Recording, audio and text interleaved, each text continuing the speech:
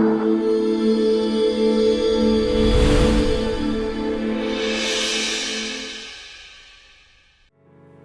matin à tous, bonjour à tous. Merci à l'équipe de louanges. Mon nom est Dominique, je suis un des pasteurs ici à l'Église Le Sentier. C'est moi qui vais apporter le message ce matin. Mais tout d'abord, j'aimerais qu'on prenne un temps pour prier pour Sébastien Diening. Peut-être que vous avez vu cette semaine la nouvelle.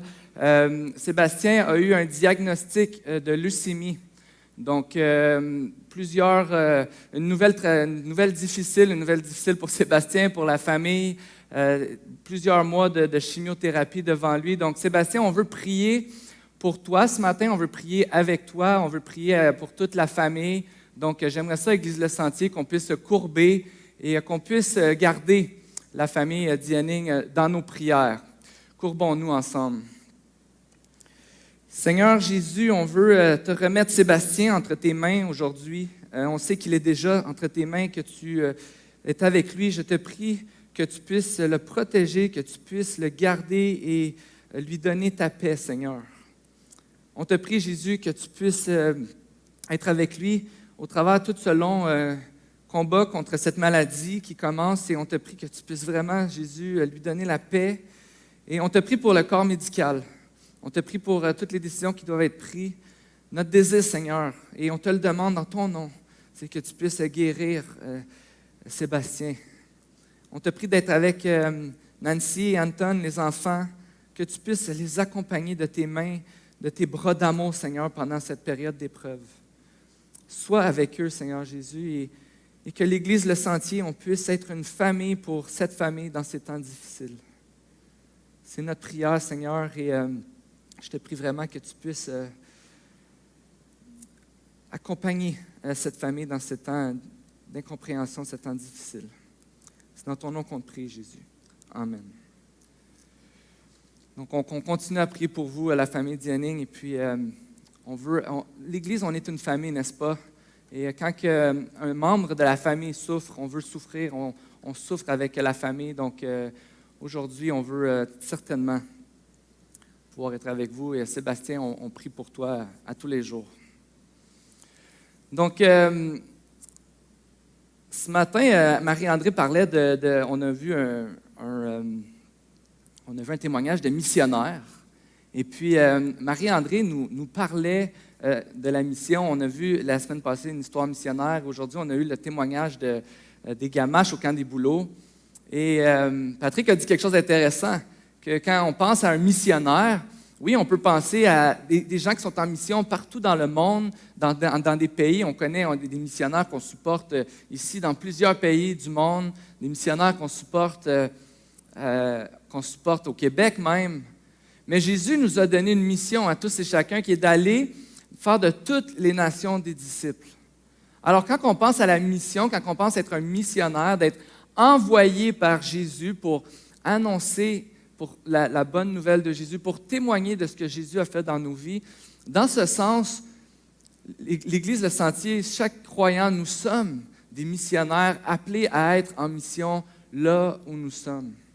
Et c'est ce que nous voyons ensemble dans notre série sur le livre des Actes, notre série Envoyés, où on regarde ensemble l'Église avec la puissance du Saint-Esprit qui est envoyée partout dans le monde, qui est envoyée là où elle est pour témoigner de l'œuvre de Jésus dans sa vie. Et quand je pense à mon rêve, à moi personnel de la mission, il y a quelques années, quelqu'un m'avait raconté l'histoire il y avait une personne dans sa famille qui était missionnaire et il regardait tous les sacrifices que le membre de sa famille avait faits pour devenir missionnaire. Tous les sacrifices qu'elle avait faits. Et il s'est dit, elle a laissé son travail, elle va laisser sa famille parce qu'elle s'en va dans un autre pays, elle doit apprendre une nouvelle langue, beaucoup de sacrifices à faire pour témoigner, partager le nom de Jésus. Et cette personne-là a dit, moi je suis ici au Québec, dans la culture où je suis né, mais je veux vivre la vie que le membre de ma famille va vivre. Je veux vivre cette vie de sacrifice pour l'Évangile. Et cette parole a toujours resté collée avec moi. Je me suis dit, Seigneur, à ce moment-là, Seigneur, je veux être un missionnaire à mon travail, dans mon quartier, à l'école. J'étais aux études à ce moment-là. Je Je veux être un témoin de Jésus là où je vais être. Et ça, c'était vraiment le rêve que Dieu avait mis sur mon cœur. Je me posais la question, qu'est-ce que ça veut dire d'être missionnaire si on ne change pas de pays, si on ne change pas de culture? Et je me suis dit que ce que je voudrais, c'est avoir des relations avec les gens autour de moi. J'aimerais ça partager le message de l'Évangile. J'aimerais à tout le moins partager comment Jésus a transformé ma vie avec les gens autour de moi qui ne connaissent pas Jésus. Vous savez, on vit au Québec dans une province où il y a moins de 1% de la population qui croit que Jésus-Christ est son sauveur, qui croit en Jésus comme son sauveur.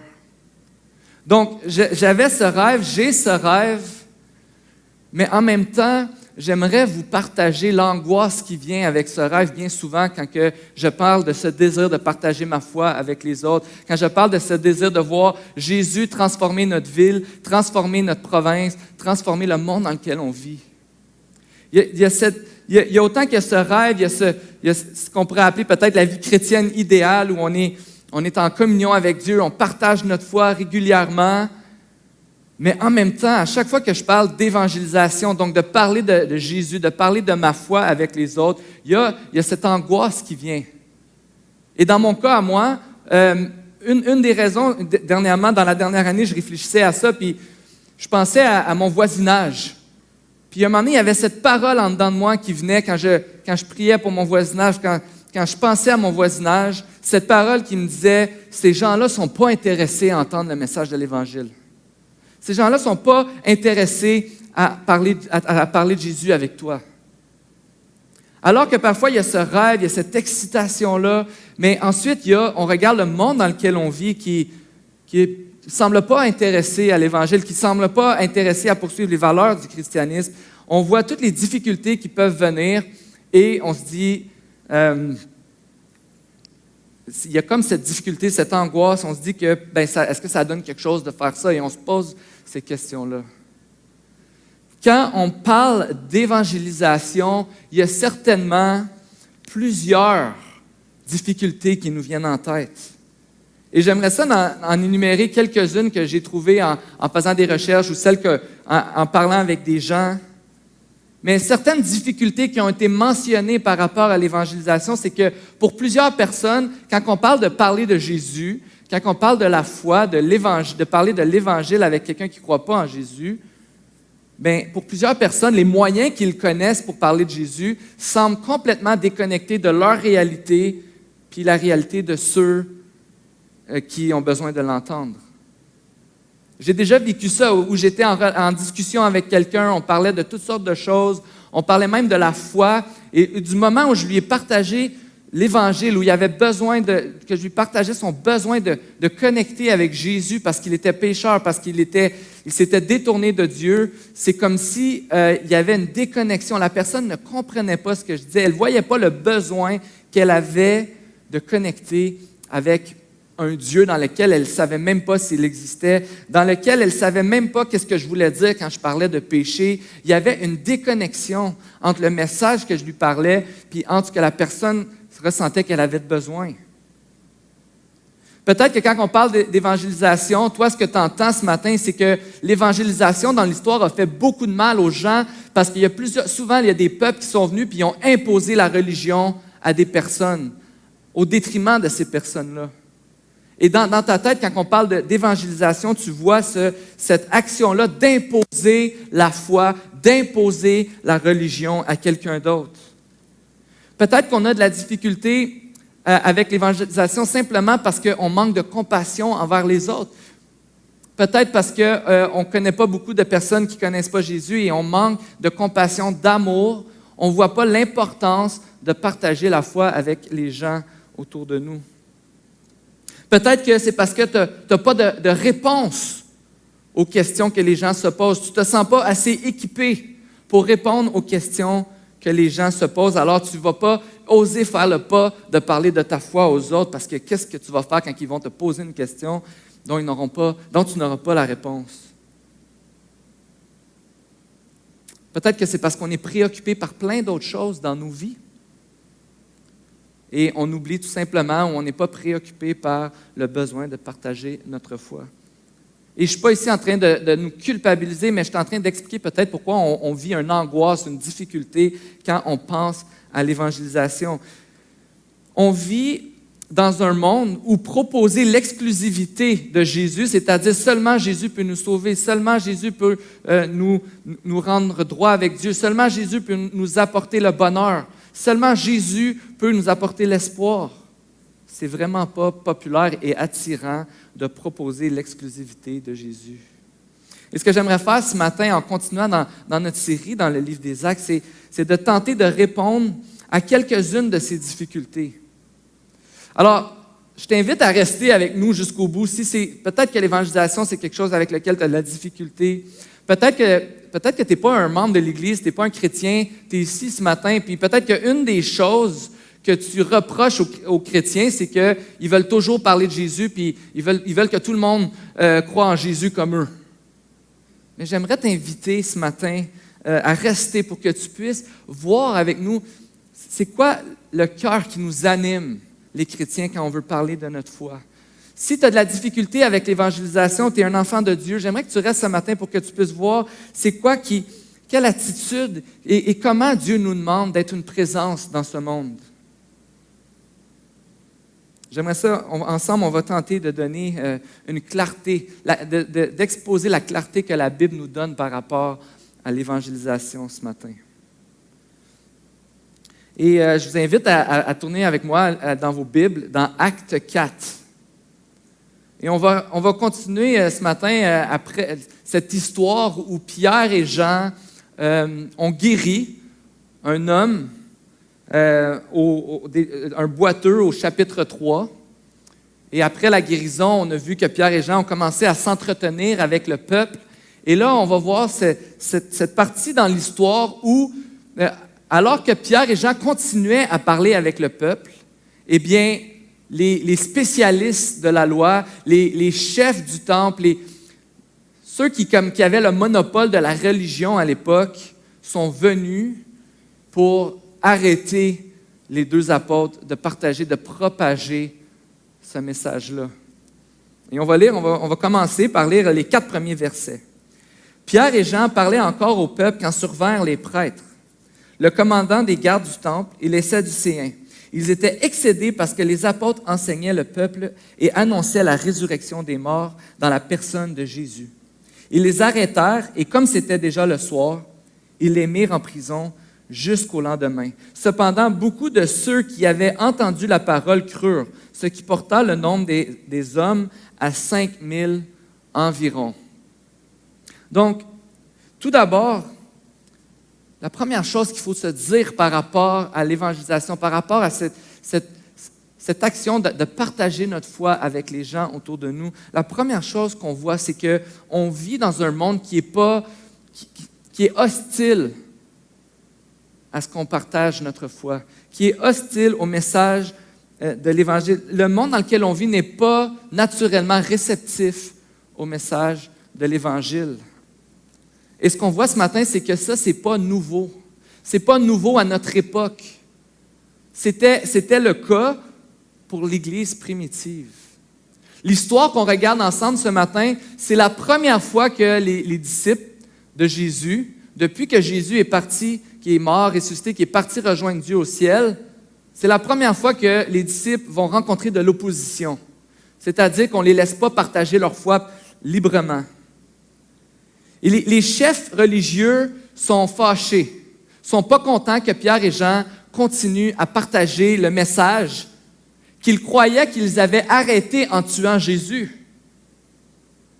Ils sont fâchés parce que Pierre prêche la résurrection, puis il enseigne et proclame que Jésus-Christ est la vérité, que le peuple a besoin de se repentir et de suivre Jésus. Et pour les hommes qui sont là, ça c'est un gros problème. Parce que si le peuple se met à croire en Jésus, bien, leur autorité va diminuer. Si le peuple se met à croire en Jésus, mais peut-être que la paix ou l'équilibre avec Rome, qui était le peuple qui avait l'emprise sur les Juifs, allait être défaite et ces hommes-là allaient perdre leur importance, leur pouvoir, leur responsabilité envers le peuple. Mais ce qui est vraiment intéressant, c'est que ces hommes-là, jamais dans cette histoire, vont nier le fait qu'il y a eu un miracle.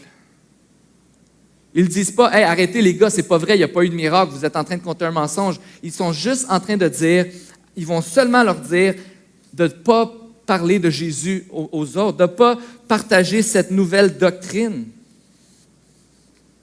On est dans un monde qui est hostile à l'Évangile, qui n'est pas accueillant envers le message de l'Évangile de façon naturelle. Alors, à cet égard, parfois, on a besoin d'ajuster nos attentes. Et on va voir ici que parfois, on a besoin de diminuer nos attentes et parfois, on a besoin d'augmenter nos attentes. On a besoin d'ajuster nos attentes à la baisse parce que si on s'attend que les gens devraient être réceptifs au message de l'Évangile, si on s'attend que les gens devraient penser et croire comme nous, et si on choisit de juste se tenir avec des gens qui pensent et qui croient comme nous, bien, on va être déçus. On va constamment être déçus de la non-réceptivité des gens. On va constamment être déçus de ne pas comprendre pourquoi les gens autour de nous ne comprennent pas ce qu'on est en train de leur dire. Certainement qu'on doit accepter qu'on est rendu dans une époque, dans un ère où les gens ne connaissent simplement plus Jésus. Je suis allé aux États-Unis il y a quelques années, en Caroline du Nord. Et j'étais dans les restaurants, dans les cafés, je me promenais, puis à chaque endroit où j'allais, je voyais des gens lire la Bible, prier, parler de Jésus. Puis à un moment donné, je suis allé un soir dans un restaurant, puis on parlait avec la serveuse, et puis elle se disait pas chrétienne, mais elle savait que c'était quoi la religion, elle connaissait l'Évangile, elle savait qu'il y avait des baptistes, qu'il y avait des pentecôtistes, qu'il y avait différentes dénominations, elle nous partageait tout ça, mais elle n'était pas chrétienne. Puis moi, j'étais là, puis je me dis, aïe, je suis comme dans un endroit qui ressemble vraiment à l'endroit où je vis, mais les gens où je vis ne connaissent plus Jésus, ne savent rien à propos de Jésus, ou presque. Alors parfois, on est étonné de ça et on est amer et on se dit, les gens ne veulent pas connaître Jésus, alors ça ne donne rien, les gens sont hostiles. Parfois, il faut juste revoir nos attentes à la baisse et se rappeler qu'on n'est pas dans un monde qui est accueillant envers l'Évangile. Et que par nature pécheresse, chacun d'entre nous, pas les non-chrétiens versus les chrétiens, non, tout le monde, par nature pécheresse. Par notre nature, avant de connaître Jésus, on est tous convaincus qu'on est les maîtres de notre bien-être. Que c'est nous qui décidons ce qui est bon et ce qui n'est pas bon pour nous. On est tous convaincus qu'on n'a pas besoin de rien à l'extérieur de nous pour nous remplir. Du moins, on est convaincu qu'on doit choisir et que c'est à nous de choisir ce qui est meilleur pour nous. Et ça, ce n'est pas juste vrai pour la personne à qui tu partages l'Évangile, qui ne croit pas le message que tu lui partages, c'est vrai pour chacun d'entre nous. Parce que l'affaire avec le péché, c'est qu'on est séparés de Dieu et on a tous dit, on ne veut rien savoir de Dieu. On a tous été hostiles à l'Évangile à un moment donné ou un autre dans nos vies. Donc, la réponse de quelqu'un qui dit non à Jésus, c'est la réponse normale que chaque être humain devrait donner à Jésus.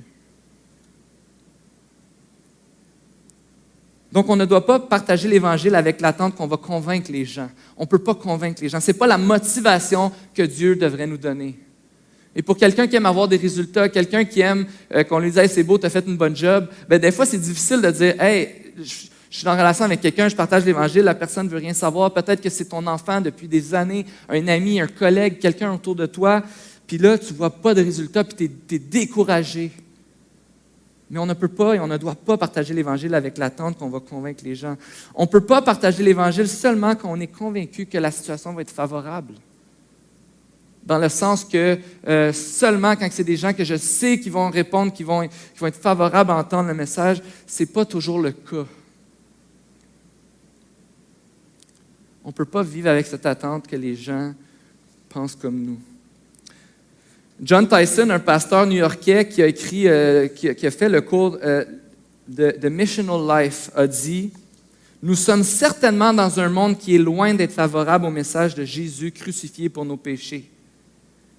Mais on n'a pas besoin de vivre dans un monde chrétien pour partager l'Évangile, pour partager notre foi. » Et ça, c'est vraiment intéressant. C'est simple au bout comme citation, mais c'est vraiment intéressant parce que ça nous rappelle que nous n'avons pas la responsabilité sur la réponse des autres. Nous avons seulement la responsabilité d'obéir à ce que Dieu nous demande. Mais parfois, on a besoin d'ajuster nos attentes à la baisse, mais parfois, on a besoin d'ajuster nos attentes à la hausse. Et on le voit ici au verset 4, parce que malgré le fait que les chefs vont arrêter les deux apôtres, malgré le fait qu'ils sont hostiles à l'Évangile, malgré le fait qu'ils ne veulent pas qu'on partage l'Évangile, qu'ils partagent l'Évangile, la parole ici nous dit que les hommes ont augmenté à 5000 hommes qui ont cru au message. On a vu à la Pentecôte qu'il y avait 3000 personnes, et là, on est rendu à 5000. Et ça peut contenir encore plus les femmes, les enfants. Tout ce que les actes nous rappellent, c'est que malgré l'oppression et l'hostilité de partager le message de l'Évangile, le message de l'Évangile continue de progresser et de grandir dans le cœur des gens et dans la vie, dans le monde entier. Donc, j'aimerais qu'on regarde par l'exemple de Pierre, du discours qu'il va apporter ici. C'est son attitude, la manière qu'il va présenter sa foi. Donc, le comment, son attitude et avec quelle puissance il partage l'Évangile. Le passage nous révèle toutes ces choses-là. Et c'est vraiment intéressant de voir que Pierre débute son discours. On peut voir au verset 8. On voit que Pierre est rempli du Saint-Esprit. Et c'est vraiment intéressant parce que Jésus avait dit à ses disciples qu'un jour vous allez vivre de l'oppression, qu'un jour vous allez même vous retrouver devant les chefs de la religion, les chefs du peuple. Puis il leur a dit, essayez pas de formuler votre défense à ce moment-là parce qu'au moment venu, je vais être avec vous et je vais mettre les mots que vous allez devoir leur dire. Et le passage commence avec le fait que Pierre est rempli du Saint-Esprit. Dieu est avec Pierre dans ce moment difficile, dans ce moment présent où il est devant les chefs religieux et il doit répondre de ses gestes. Donc Pierre, rempli du Saint-Esprit, leur dit, « Chef du peuple et ancien d'Israël. » C'est vraiment intéressant de voir ici que Pierre est face à ses adversaires, des gens qui ne pensent pas comme lui, des gens qui veulent l'arrêter, en fait, qui n'ont vraiment pas une bonne attitude envers eux. Et malgré ça, Pierre parle avec respect et respecte le titre de ces personnes-là. Pierre parle avec respect et reconnaît l'autorité de ces hommes-là. Pierre ne s'est pas donné le droit de manquer de respect ou de canceller ces personnes-là de sa vie puis de dire « Hey, vous ne pensez pas comme moi, ça ne donne pas rien que je vous parle, puis je m'en vais faire d'autres choses, ça ne donne rien. » Non, il a parlé, il a adressé ces hommes-là avec respect et il a voulu leur donner une réponse.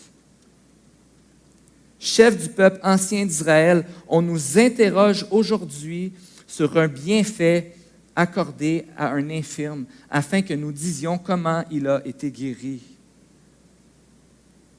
Vous savez, Pierre qui a écrit l'épître de Pierre, dans 1 Pierre 3, 15 à 17, on peut lire exactement ce que Pierre est en train de vivre dans Acte 4. Pierre 3, 15, 17 dit « Mais respectez dans votre cœur la sainteté de Dieu le Seigneur. Soyez toujours prêts à défendre l'espérance qui est en vous devant tous ceux qui vous en demandent raison.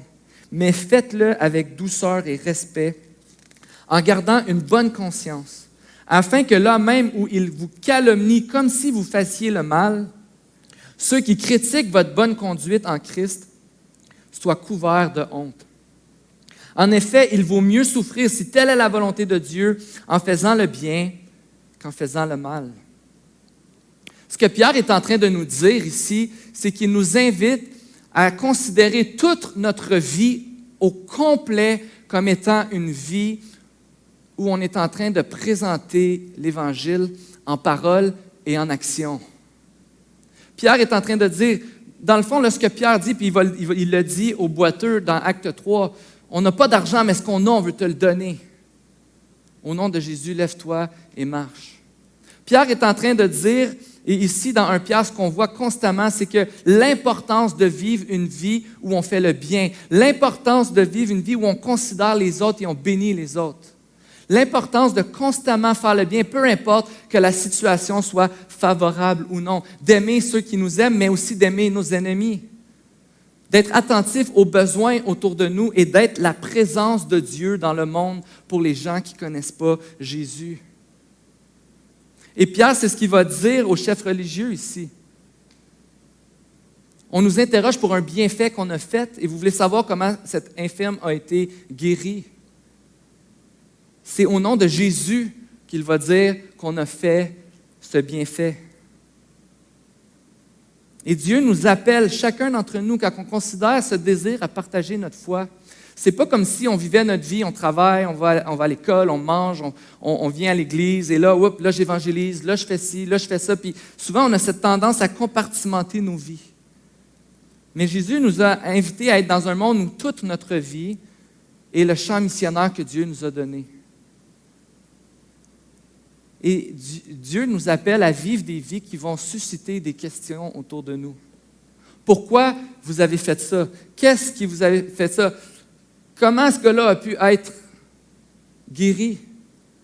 Pourquoi tu m'amènes un repas? Pourquoi tu me fais du bien alors que je souffre? Pourquoi tu continues à m'appeler malgré que c'est clair qu'on ne pense pas pareil sur une situation? Dieu nous appelle à vivre des vies qui suscitent des questions et à ce moment-là, soyons prêts à répondre de l'espérance que nous avons. Soyons prêts à répondre aux gens et à partager le message de l'Évangile. Parce qu'il vaut mieux souffrir en faisant le bien qu'en faisant le mal. Donc, comme enfants de Dieu, nous sommes appelés à faire le bien autour de nous, pas de convaincre les gens, pas de leur imposer quoi que ce soit, pas de se séparer de ceux qui ne pensent pas comme nous puis de les mépriser. Non, l'appel de Dieu dans nos vies, c'est de constamment faire le bien. Dans nos rythmes du quotidien, que ce soit de bénir un voisin, d'apporter un repas, de tondre le gazon, de rentrer en relation avec les gens, que ce soit d'inviter quelqu'un à manger, de passer du temps avec les gens pour leur dire à quel point ils sont importants pour nous. Et à ce moment-là, soyons prêts à répondre. Et c'est ce que Pierre fait ici. Pierre va dire, on continue la lecture, on nous interroge aujourd'hui sur un bienfait accordé à un infirme afin que nous disions comment il a été guéri. Sachez-le bien, vous tous, et que tout le peuple d'Israël le sache, c'est par le nom de Jésus-Christ de Nazareth, celui que vous avez crucifié et que Dieu a ressuscité. Oui, c'est par lui que cet homme se présente en pleine santé devant vous. Jésus est la pierre rejetée pour vous, qui construisez et qui est devenue la pierre angulaire. Il n'y a de salut en aucun autre, car il y a sous le ciel aucun nom qui a été donné parmi les hommes par lequel nous pouvions être sauvés.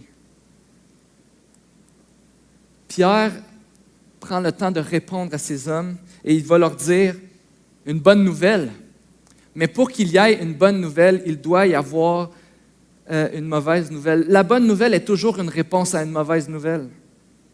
Et Pierre va leur dire, tu sais, là, ce Jésus-là que vous avez crucifié, que vous avez tué, qui est supposé d'être mort, ce Jésus qui est mort, bien, je vous annonce qu'il est vivant. Puis je vous annonce que s'il est vivant, là, bien, il y a la puissance, imaginez-vous, de revenir de la mort à la vie, mais il y a aussi la puissance de guérir ce boiteux.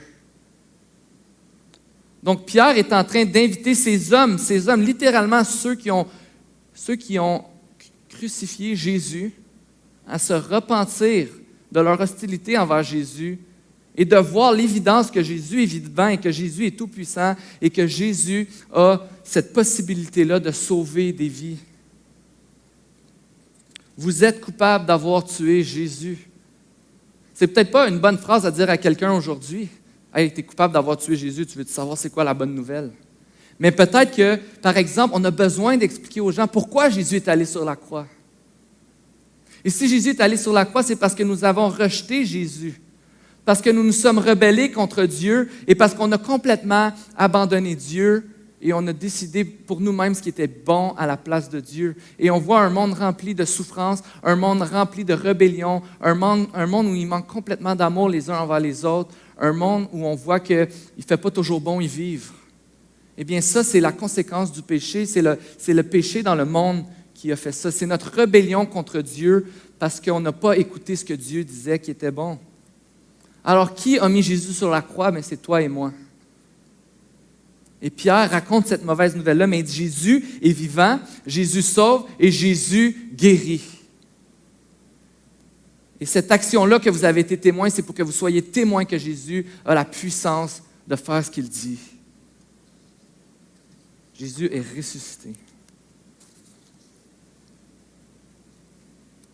Et Pierre va continuer et il va dire qu'il n'y a personne qui a le pouvoir de sauver si ce n'est que Jésus. Et c'est sûr qu'aujourd'hui, comme j'ai dit en introduction, ce n'est pas populaire de parler de l'exclusivité de Jésus, seulement Jésus peut nous sauver. Il n'y a aucun autre nom, il n'y a personne sur la terre et dans le ciel qui a les moyens de pourvoir le salut, de te donner un espoir qui va durer pour toujours, de trouver une solution à tous les problèmes que tu vois dans le monde. Il n'y a rien ni personne autre que Jésus qui peut faire ça. C'est une déclaration de l'exclusivité du salut en Jésus. Sa mort, sa résurrection et le fait qu'il est allé rejoindre son Dieu, qu'il est allé rejoindre Dieu et qu'il est aujourd'hui à la droite de Dieu, son autorité font de lui le seul sauveur parce qu'il n'y a personne d'autre qui peut se dire avoir accompli toutes ces choses-là, d'avoir vaincu la mort, d'avoir pris la place de tous les pécheurs du monde qui allaient croire en lui sur la croix. L'exclusivité et l'œuvre de Jésus, ce n'est pas populaire aujourd'hui. C'est un affront à la diversité religieuse, à la pluralité. Et souvent, c'est vu comme la cause de l'emprise de la religion et de l'imposition de la religion à travers l'histoire. On a peur que si on parle de l'exclusivité du salut en Jésus, qu'on va se mettre à imposer, et parce que ça s'est fait, et parce que l'Église a été coupable de ça par moments, d'imposer sa religion, de ne pas respecter ceux qui ne croient pas. Mais quand on impose la religion, c'est là qu'on commence à causer des dommages. Le problème n'est pas que Jésus est le seul qui a le pouvoir de transformer ta vie, mais c'est quand on commence à imposer nos croyances aux autres. Les apôtres font un appel ici aux hommes religieux à qui ils s'adressent, mais en tout temps, ils ne vont pas leur imposer quoi que ce soit. Ils font un appel. Il leur dit, voici ce qui va se passer si tu ne réponds pas à cet appel-là. Dieu nous offre la vie éternelle avec lui. Dieu nous offre de l'espoir, un espoir qui va durer pour toujours. Mais de l'autre côté, si tu ne crois pas, si tu ne mets pas ta confiance en Jésus, tu vas être séparé de Dieu pour l'éternité. Et la Bible nous parle que ça va être la pire chose qu'un être humain peut expérimenter.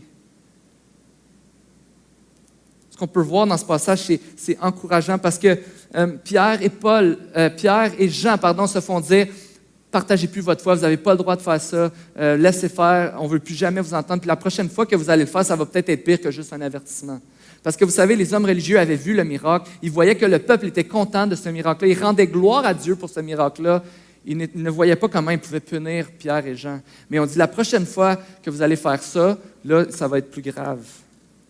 Et la réponse de Pierre et Jean, ils ont dit, on peut lire au verset 20, « Quant à nous, nous ne pouvons pas ne pas annoncer ce que nous avons vu et entendu. » Vous savez, la différence entre les apôtres et les hommes religieux, c'est que quand ils ont vu et entendu la puissance de Dieu, ils ont cru.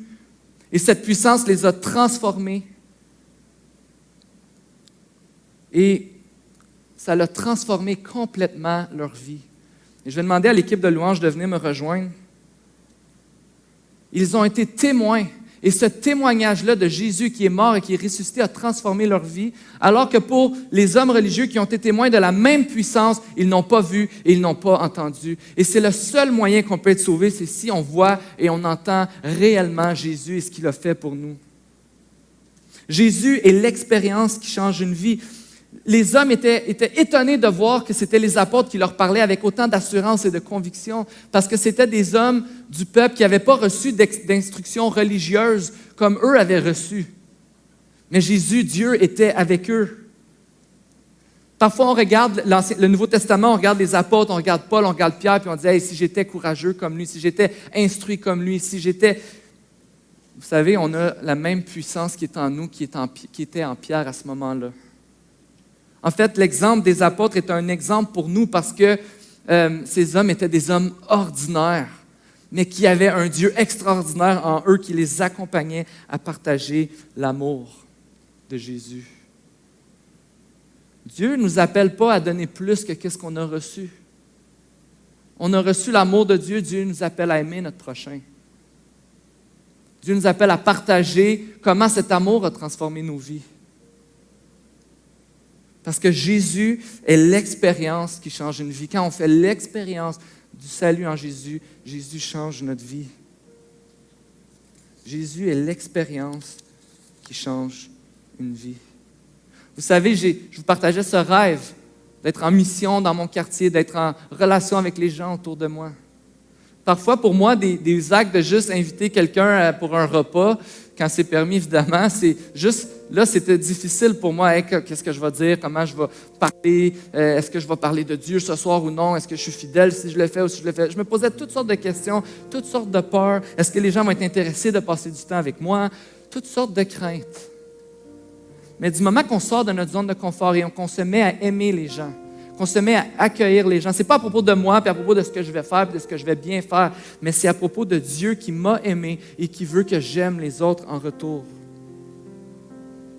La puissance de Dieu a un impact dans nos vies. Frères et sœurs, j'aimerais nous encourager ce matin à ne pas perdre espoir dans la puissance de Dieu qui continue à sauver des vies. Dieu fait des choses extraordinaires en ce moment même avec l'Église Le Sentier. À chaque fois qu'on voit quelqu'un qui partage son témoignage de baptême, ça c'était un miracle. En 2020, Dieu sauve encore. Dieu continue à faire cette œuvre dans nos vies et dans le monde. Nos yeux ne voient pas toujours cette œuvre. On est prompt à se décourager. Mais Dieu continue à faire son œuvre dans ce monde parce que c'est sa puissance qui se déploie. Dieu nous demande simplement de donner ce qu'on a reçu, de partager la différence qu'il a fait dans nos vies. Si je te posais la question, pourquoi est-ce que tu aimes Jésus? Parfois, c'est seulement cette réponse-là. Pourquoi tu crois que Jésus peut prendre soin de toi quand ça va mal, quand tu te chicanes avec ton conjoint, ta conjointe?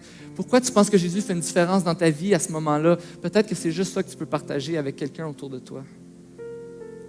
On a besoin d'apprendre à ne pas voir l'évangélisation comme la chose la plus difficile ou la plus impossible ou qui est le plus hors de notre portée en tant que chrétien, mais de le voir comme une réponse à cause de la puissance de Dieu qui est en nous. Et c'est pour ça qu'on a besoin de se remplir de Dieu par la prière, la parole de Dieu, la communion les uns avec les autres, pour pouvoir constamment se rappeler que Jésus, il est grand, que Jésus, il est plus puissant que le monde dans lequel je vis, que Jésus est plus puissant que l'impossibilité qu'on pense, nous, que nos voisins ou les gens autour de nous vont venir à l'Évangile et croire en Jésus. Jésus nous demande simplement d'aimer. Et lui, il fait le travail gracieux de se révéler aux gens autour de nous. Alors, gardons courage. Prions pour ces personnes-là. Je t'invite à prendre une personne et prie pour cette personne que tu aimes. Pose-toi la question ce matin, c'est quoi le prochain pas pour moi? Et je vais aller dans la prière, je vais prier pour nous et que Dieu puisse nous démontrer sa puissance cette semaine, Église Le Sentier. Seigneur Jésus, merci pour ton amour, merci pour ta fidélité et merci pour ton salut. Merci parce que tu sauves encore aujourd'hui. Et Seigneur, qu'on puisse être convaincu que c'est la plus grande preuve d'amour qu'on peut donner à quelqu'un, qui est de voir comment on peut apprendre à témoigner de notre foi aux autres autour de nous. Enlève notre peur de déranger. Enlève notre crainte d'arriver sur nos gros sabots montre-nous comment on peut le faire humblement et avec amour. Donne-nous un amour tellement grand pour les autres que nos actions, nos activités en tant que chrétiens ne paraissent pas comme quelque chose qu'on fait seulement pour avoir ta faveur ou seulement parce qu'on est obligé de le faire, mais ça va paraître que c'est par amour pour toi qu'on le fait, Jésus. Et par amour pour les autres qu'on est en relation avec eux. Je te prie, Seigneur, que l'Église Le Sentier, on puisse saturer notre ville, tous nos quartiers, tous les endroits où on travaille, tous les endroits où on joue, où on s'amuse, où on va porter nos enfants. Que ce soit, Seigneur, qu'on puisse être la présence de Dieu dans le monde, là où nous sommes. Et montre-nous cette semaine ta puissance dans nos relations, dans nos vies. Donne-nous la joie de t'appartenir. Et Seigneur, continue d'élever notre foi et de nous rappeler que tu es un Dieu puissant qui agit. C'est dans ton nom qu'on te prie, Jésus. Amen.